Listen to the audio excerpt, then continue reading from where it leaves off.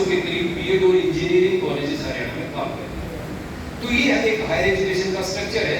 मैं जो traditional education के कॉलेजेस हैं उसकी बात कर रहा हूँ, तो 80 प्राइवेट कॉलेजेस, 97 एडेड कॉलेजेस और 175 गवर्नमेंट कॉलेजेस हैं जो साइंस स्ट्रीम में, आर्ट स्ट्रीम में और कॉमर्स के अंदर एजुकेशन इम्पार्ट करते हैं। यूनिवर्सिटीज तो है 21 स्टेट यूनिवर्सिटीज हमारे सामने है जो इस तरह की जो कॉलेजेस हैं वो इन स्टेट यूनिवर्सिटीज से कहीं ना कहीं एफिलिएट करके चलते हैं। उनका जो कोर्स करिकुलम है वो स्टेट यूनिवर्सिटीज तैयार करते हैं, हम उसको फॉलो करते हैं पूरे हरियाणा में। अब यहाँ से पिछले साल से ये एक दौड़ शुरू होगी, क्योंकि हरियाणा के अंदर जो वाइस चांसलर लगाने का जो तरीका है वो सबसे खराब है पूरे देश में। मैं ये बात करना चाहता हूँ कि यहाँ वाइस चांसलर के आधार पे, उसके एकेडमिक्स के आधार पे नहीं लगाए जाते, वो इस आधार पे लगाए जाते हैं कि मैं वो जो है क्राइटेरिया है। तो हरियाणा के जितने भी वाइस चांसलर, मैं कह रहा हूँ जितने भी वाइस चांसलर अगर आप देखेंगे स्टेट यूनिवर्सिटीज की, उन सब का एक ही क्राइटेरिया है और उस क्राइटेरिया से जो लोग आए, तो जब सीएम साहब ने उनके सामने ये रखा कि भाई हम इसको 25 तक इंप्लीमेंट करना चाहते हैं, तो वो सारे के सारे एक दौड़ शुरू होगी वाइस चांसलर्स के बीच में कि इसको सबसे पहले इंप्लीमेंट कौन करेगा। और इस दौड़ में जो सबसे पुरानी जो दो यूनिवर्सिटीज हैं, कुरुक्षेत्र यूनिवर्सिटी कुरुक्षेत्र और एमडी यूनिवर्सिटी रोहतक, इनके वाइस चांसलर ने लीड लेने का प्रयास शुरू कर दिया। उस लीड में कुरुक्षेत्र यूनिवर्सिटी कुरुक्षेत्र और उससे एफिलिएट जितने भी कॉलेजेस करते हैं, उससे एफिलिएटेड कुरुक्षेत्र डिस्ट्रिक्ट, उससे एफिलिएटेड कैथल डिस्ट्रिक्ट, उससे एफिलिएटेड करनाल, वाणीपत, उसके अलावा यमुनानगर, अम्बाड़ा, ये सारे के सारे जो डिस्ट्रिक्ट है हरियाणा के, ये कुरुक्षेत्र यूनिवर्सिटी से एफिलिएट करते हैं। तो उनमें जितने भी कॉलेजेस हैं, वो चाहे गवर्नमेंट का, चाहे प्राइवेट है, चाहे एडेड, वो सब कॉलेज उससे एफिलिएट करते हैं। तो कुरुक्षेत्र यूनिवर्सिटी के वाइस चांसलर ने ये ऐलान कर दिया कि हम तो इसी सेशन से, यानी कि ये जो 23-24 का सेशन है, इससे ये जो NEP 2030 जो है वहाँ पे इम्प्लीमेंटेशन के ऊपर आ गई है। यूनिवर्सिटी कैंपस में भी है, पीजी क्लासेस में भी है और यूजी क्लासेस में भी है, उन्होंने इसको इम्प्लीमेंट कर दिया है इस सेशन से।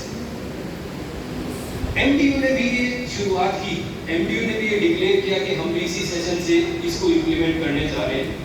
लेकिन इनसे गलती ये हुई कि इन्होंने कुछ मीटिंग रखनी शुरू कर दी।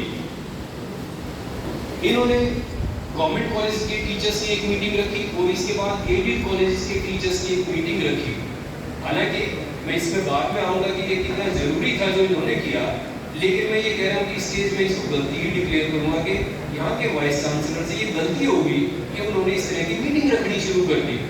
और जब वो मीटिंग्स में गए और उन्होंने अपना एजेंडा डिक्लेयर किया, तो ये हुआ तो टीचर्स का वहाँ पे विरोध हुआ और वाइस चांसलर MDU को रुकना पड़ा। वो इस साल इसको लागू नहीं कर पाए। हालांकि उन्होंने ये कहा कि अगले साल करते हैं, चलो कोई बात नहीं, इस साल रहने दो, अगर हमारी तैयारी आप लोग नहीं है, आप लोग नहीं मानते कि हमारी तैयारी है, तो हम इसको अगले साल इंप्लीमेंट कर देंगे, इस साल नहीं करेंगे। लेकिन उसके बावजूद भी यूनिवर्सिटी लेवल के कुछ कोर्सेज में उन्होंने कर दी कि कहीं दरबार में हाजिरी कम ना हो जाए, इसलिए उन्होंने ये जरूर वहाँ पे रजिस्टर करवा लिया कि हमने भी लागू कर दिया। तो अभी इफेक्टिव तौर पे इन दो जगह पे हरियाणा में ये NEP लागू हुई दोस्तों।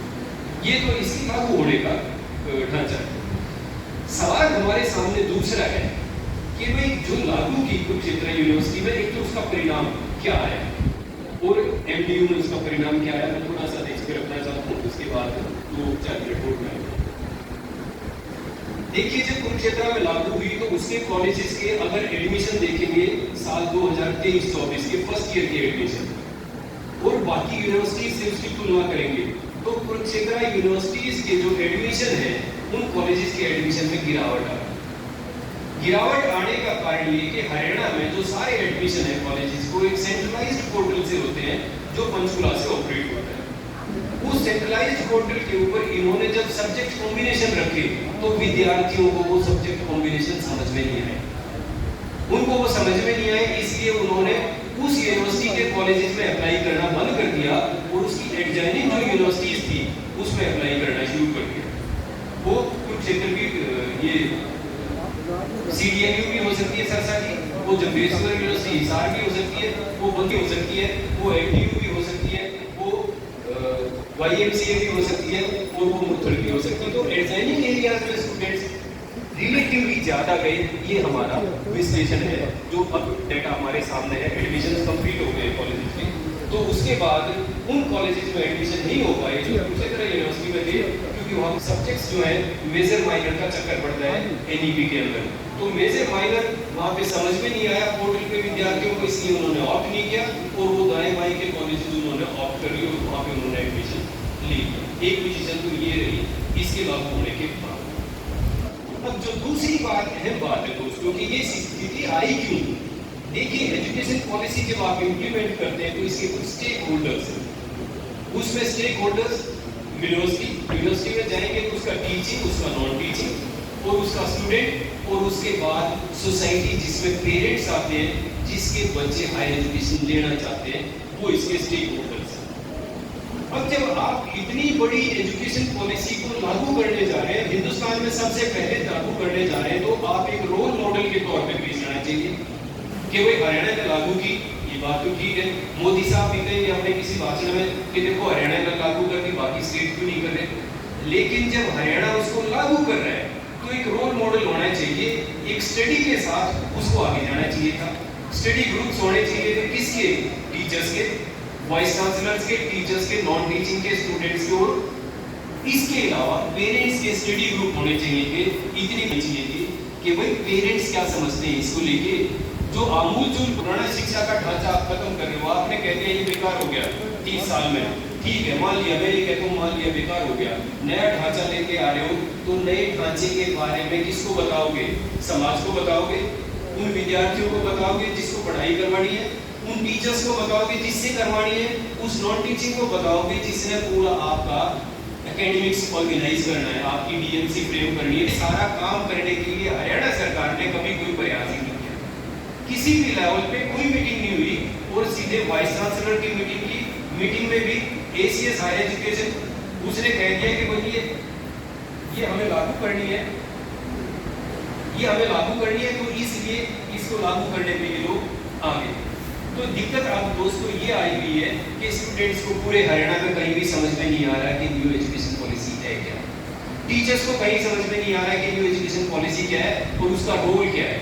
इसके अंदर जिस तरह के प्रोजेक्ट है, जिस तरह का सब्जेक्ट कॉम्बिनेशन है, वो सारे के सारे टीचर्स को भी समझ में नहीं आते।